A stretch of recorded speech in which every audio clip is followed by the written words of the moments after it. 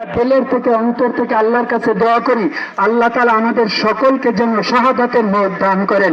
ওয়া আখিরু দাওয়ানা আলহামদুলিল্লাহি রাব্বিল আলামিন। এই পর্যায়ে সংক্ষিপ্ত বক্তব্য নিয়ে আসছেন হাফেজ নুরুল আমিন, পরিচালক কওমি একাডেমি।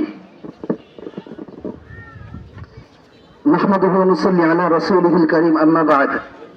সম্মানিত উপস্থিতি, আমরা বড় ভারাক্রান্ত হৃদয় নিয়ে আমরা আজকের এই প্রতিবাদ সমাবেশে উপস্থিত হয়েছি, ঠিক কিনা বলেন?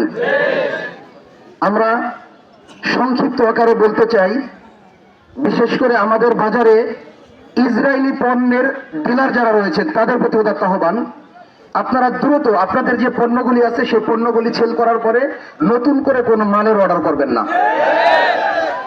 দোকানদার ভাই যারা বিক্রেতা রয়েছেন তাদের কাছে আমাদের আহ্বান থাকবে, আপনারা ইসরায়েলের যত পণ্য আছে, আমাদের সাইফুল ভাই আগেই বলেছেন যে আমরা নতুন করে আবার লিফলেট আপনাদের মাঝে দেব, তালিকাগুলি দেব।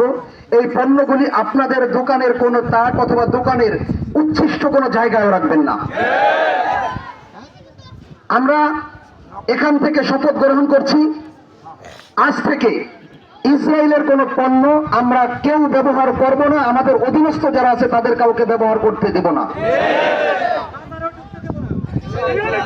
আরেকটি কথা হলো, আমাদের বর্তমান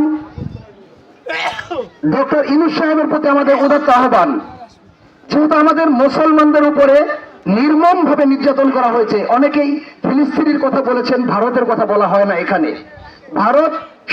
ভারত ফিলিস্তিন সহ মুসলমানদের যেখানে যে অবস্থায় তাদের উপরে আক্রমণ করা হবে, তাদের উপরে নির্যাতন জুলুম করা হবে, আমরা এই বাংলাদেশের পক্ষ থেকে সর্বোচ্চ প্রতিরোধ গড়ে তুলব। আমরা ইউনূস সরকারের প্রতি উদাত্ত আহ্বান জানাই, আপনি এখন থেকে এই সপ্তাহের মধ্যে সিদ্ধান্ত নেবেন, আমাদের বাংলাদেশে 15 বয়স থেকে যত যুবক রয়েছে প্রতিটি যুবককে সরকারের পক্ষ থেকে সামরিক প্রশিক্ষণের ব্যবস্থা করুন।